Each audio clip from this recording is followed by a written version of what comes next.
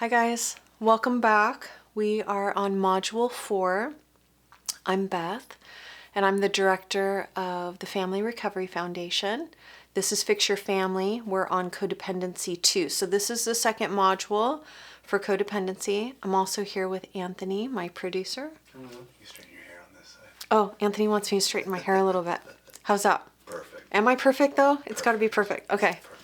Thank you. Thank you. Thank you. He saved me. Today we're talking about codependency. Last module, Module 3, we went over the definition and the things that identify us as a codependent, which I say are the ones who love all the way to the end. So there's no judgment in these behaviors. We're just learning how to live our life in a way that's more pleasing to ourselves. And we want to be a complete offering to ourselves and to our families. And sometimes codependent behaviors can really get in the way of that. I also have this on my wrist, and I'm going to put that down really quick. You got to keep up with me, Anthony, if I've got hair ties on my wrist. So we're talking today about something that's really important, and these are behaviors in our qualifier that if we can kind of note them and see them before we take the bait of codependency, we'll have a better reaction to be able to avoid these codependent behaviors. We want to be kind of in tune with some behaviors that might be coming our way that could potentially trigger us into these codependent situations. So it's important to me when we're talking about the addict and we're talking about the family that we all recognize the humanity of what we're dealing with. I always like to honor the humanity of the addict and honor the humanity of those who are struggling with codependency. We have some way, somehow, found our way in these complex relationships, and we're all learning how to find our way back to our full health mentally, spiritually, and physically. So even when we go through some of these typical behaviors that we have seen throughout the course of, my education with addicts and maybe, in your family systems, I like to approach these with unconditional love and neutrality. We're really learning, and this education can really help us avoid the pitfalls of things that could be a potential big codependent reaction. So we want to talk a little bit about, at times, the addict or those who struggle with mental health could potentially provide you with what we call emotional manipulation. And these are sentences and strategies that actually have intent behind them to maybe avoid consequences, or the addict might be finding themselves in a place of fear. Maybe there's been a boundary that's come in. Maybe you've said something. Maybe you've been practicing some of the skill sets, and these could potentially be some of the manipulation that comes in that we really want to teach you about, so that we can still show up for the addict or your qualifier with unconditional love, and at the same time be super smart to some of these tactics that might be overwhelming to you. So being emotionally manipulated might be a guilt trip. It could be maybe a threat that comes your way. Or maybe your qualifier plays the victim at times. Maybe you've set a boundary and your qualifier says to you something it flips it on you. If you go to our gaslighting curriculum, you'll learn a little bit about when you share your heart and it flips back to you. It's a really simple concept. When you share something that's important to you, or something that's been hurting your heart, or there's been something that you've had to have a boundary with and it quickly flips to you, and you've been made to feel guilty, or there's been threats that have come your way, you might potentially be emotionally manipulated here. So sometimes we can feel that indicator in our body. And again, even if you go back to some of our boundary modules, you'll learn how to, in a very strong way, have connected boundaries to be able to take your pause. If you feel that you've shared something and all of a sudden your qualifier says to you, "You've never understood me. If you continue to treat me this way, then you're going to pay." Those kinds of sentences, just to let you know, can be very manipulative. It can feel like as much as you have autonomy and freedom to have your voice, permission to have your feelings, and you're trying to have a connection and share something that's important to you, these types of conversations, when they're coming back to you, can be very disturbing to you, and we care about that. These codependent types of responses engage in these conversations. So if you say something that's important to you and you get a threat back, or you get maybe a strong defense back, a codependent type of person then postures back and tries to explain. No, you're not understanding me. That's not what I meant. And the qualifier then comes back and says, no, you always do this. And then maybe you say, no, you're really not understanding me. I do love you and I do want us to stay together. And all of a sudden you're kind of swimming upstream, trying to fight for the relationship. I'd like to let you know how it should sound. I do this on Fix Your Family a lot. Families will share their personal experience, and I'd like families to really hear what a healthy conversation sounds like. When you share something that's important to you, the response back should be, what you're sharing to me, what you're sharing with me is very important to me. I want to hear what you have to say. Did you hear that? That's a beautiful exchange. Hey, can I talk to you about something? I have something on my heart. You share the thing, and the person next to you says, yeah, I care about those feelings. That's what that should sound like. But sometimes in these relationships, when you draw a line and you say, hey, I've been feeling very overwhelmed by this behavior, the addict gets on a defense, and in that defense could potentially come back with a threat, could potentially come back to play the victim, or could potentially come back with a guilt trip. And it's really important to, the way I talk about it is to not take the bait. If you feel that those types of conversations or behaviors are coming at you, take a breath and say, I'm going to pause this conversation. I'm not feeling great about it. Remember, sticking with I language. You can't go wrong. I am going to take a pause. I don't feel really good about this right now. I'm going to take a break and take a beat. And you're going to want to wait until that energy dissolves, and then you could try again. Hey, I'd like to try again. Maybe the next day you say, hey, can we have that conversation again? And try again. And if you get the guilt trip back and you get the blaming and you get the defense, then pause it again and say, I'm pausing again. And just stick with the cadence of your value system, because in our new recovery as a family system, we're no longer participating. I'm letting you know, we're no longer participating in these types of conversations. We're just not. Why? Because we've come into a recognition of the truth of who we are, and we're not going to be blamed for something that we didn't create. What a codependent does, and this is where the key comes in, the codependent tries to explain all of this. The codependent at times tries to explain, no, you're not understanding me. I don't know why you're blaming me. Well, I'm blaming you because of this, and we move into toxic conversations.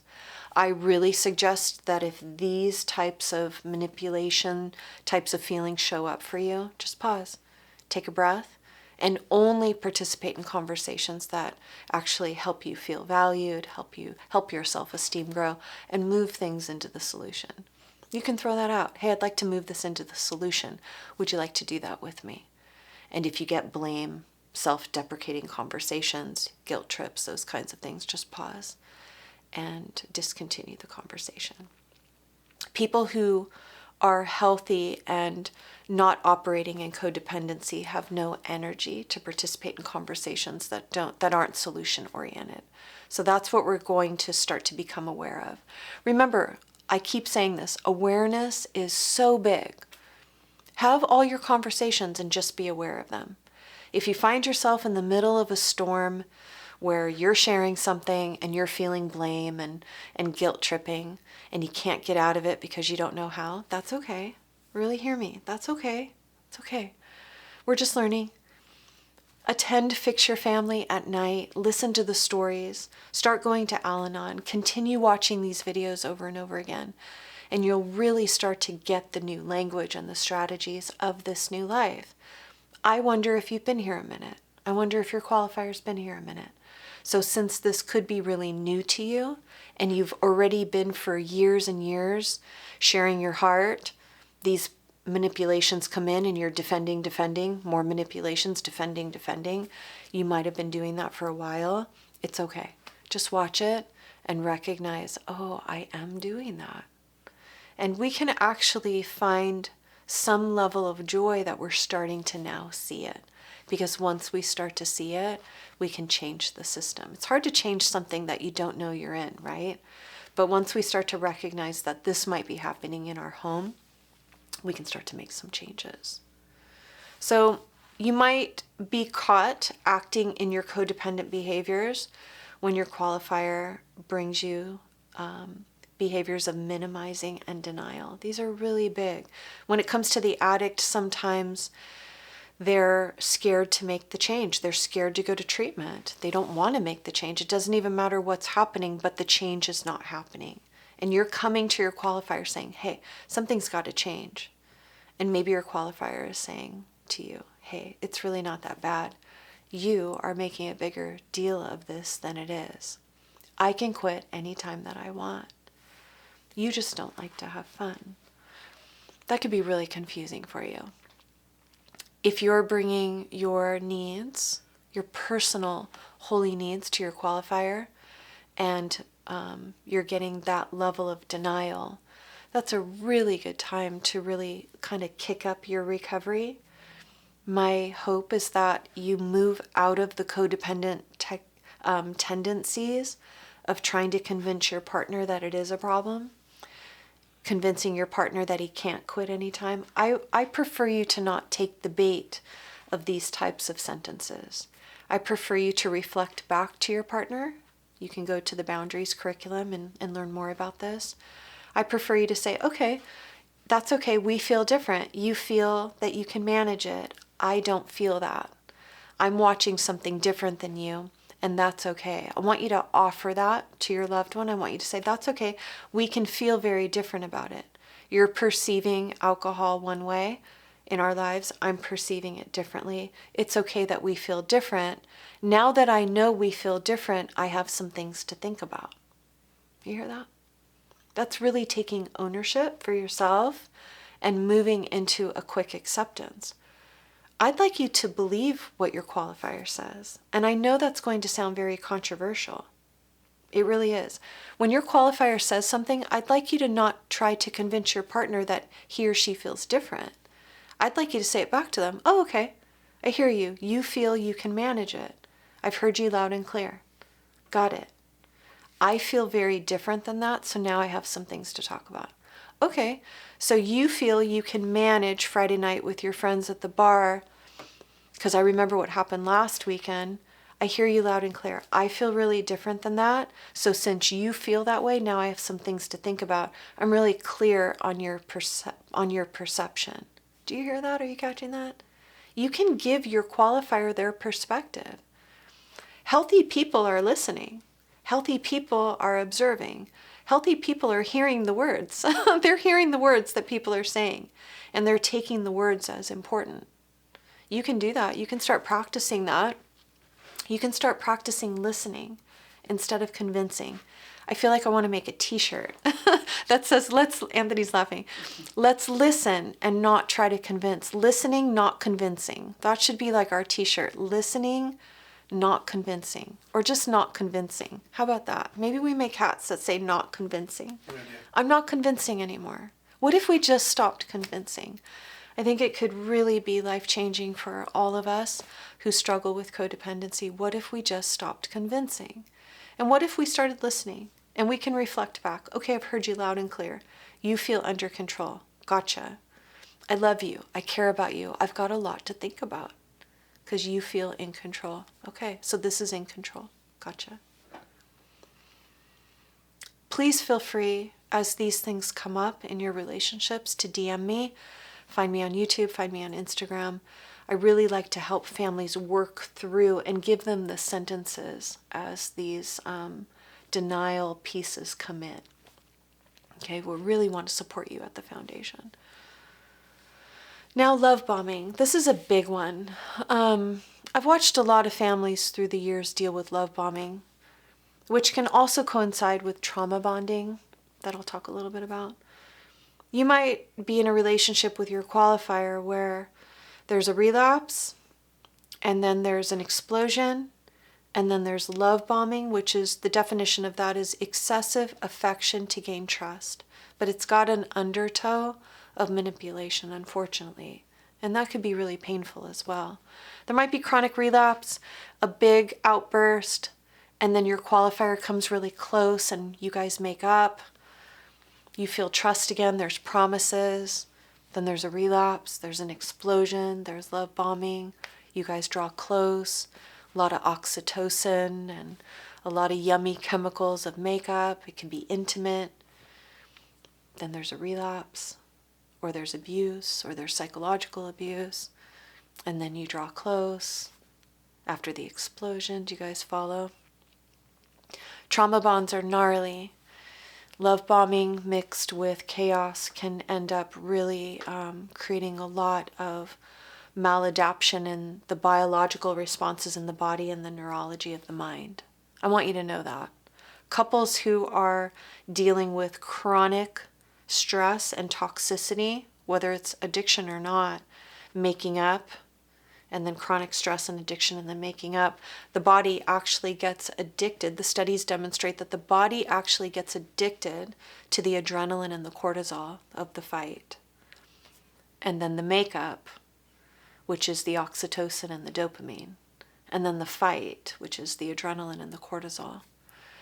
And the studies demonstrate that when those behaviors aren't there, when the arguing isn't there, the body actually starts to go into a craving mechanism, searching the adrenaline, which kind of forces the toxicity. And sometimes couples will find that they are trying to find the fight so that they can keep the cycle going. Some studies demonstrate that pulling out of trauma bonds, like I'm describing, are almost near impossible without professional help because the body has become so biologically addicted to its own chemicals. Which is why when we talk about codependency and its traits and addiction and trauma bonds, that's why the foundation is here to give you the education in hopes that if any of this is ringing true to you, that you will seek some help. There are wonderful therapists who specialize in trauma bonds and specialize in these types of complex relationships that will slowly and beautifully and gently help you simply get some awareness. A lot of times we feel like if we go to therapy, the therapist is going to say, oh, you need to leave the relationship. But there's a deep psychological and biological bond when it comes to this type of thing. So if any of what I shared with you is meaningful to you, or it's bringing up some real systems or patterns in your relationship, please reach out to us and we can give you referrals, or you can seek those on your own. We're here to help.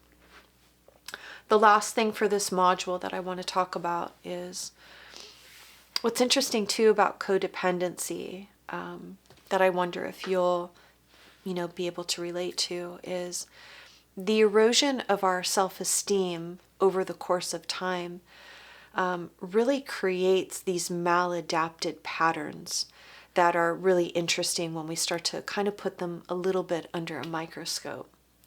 I'd like you to, for this last section, just kind of lean back and see if you can hear some of this from the intent it's being given. Again, there's no judgment in these.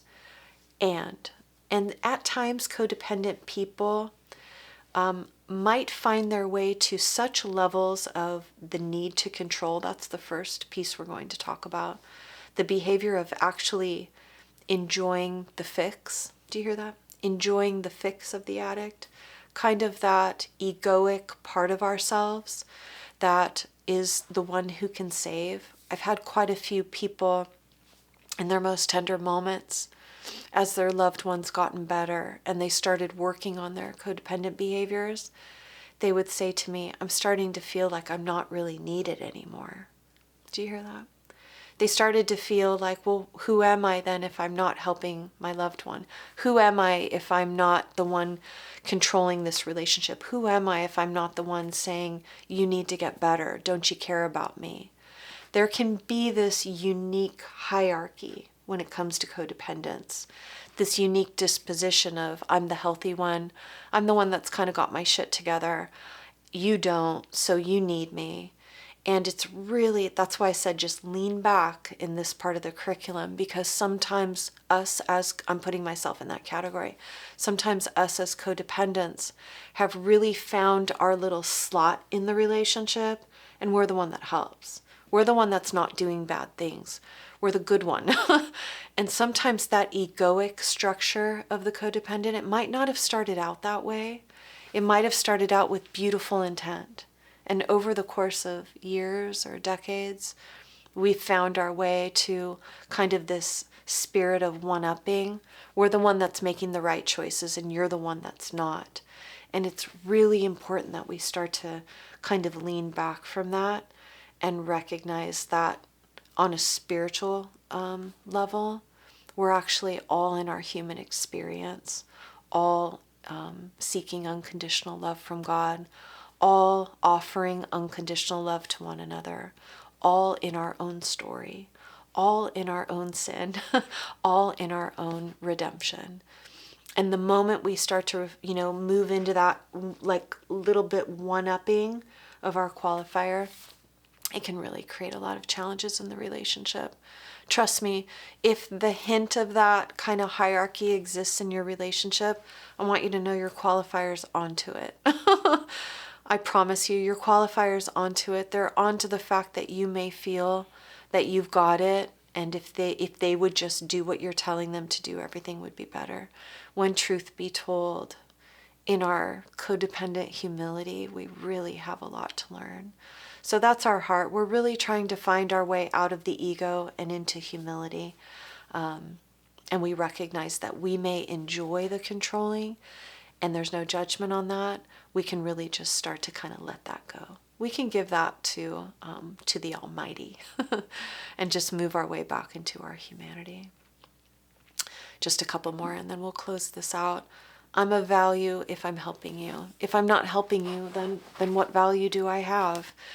Some of these relationships were set up like that, and we are empathic helpers.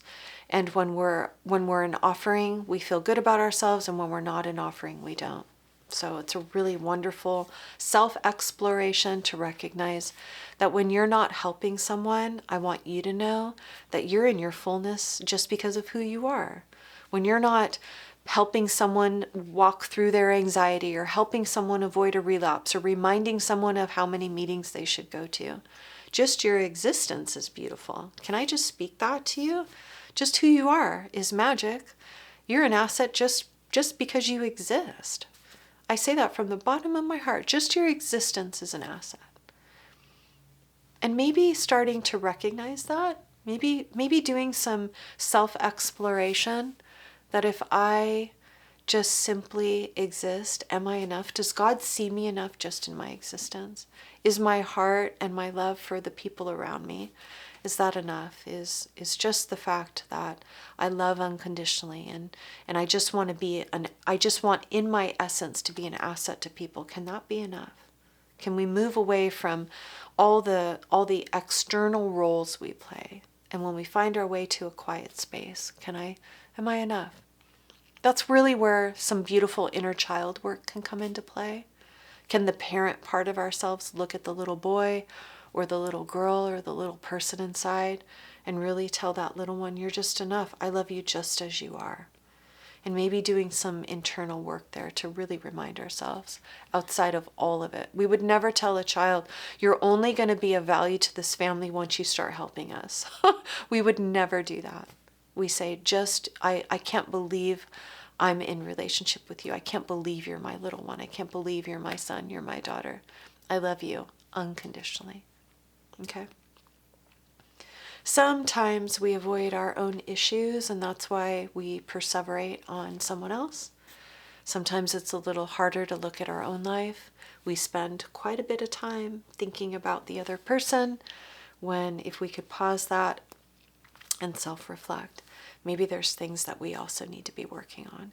They may not be as tragically overwhelming, meaning sometimes chronic addiction can be a big explosion. And that is for your qualifier to work out. That's for you to recognize what your boundaries are in that relationship and your qualifier to make those decisions, not us. We're simply sharing our boundaries. Our qualifier gets to decide how they want to respond to the boundaries. But what about our own life? What about the things that maybe we could use areas of growth?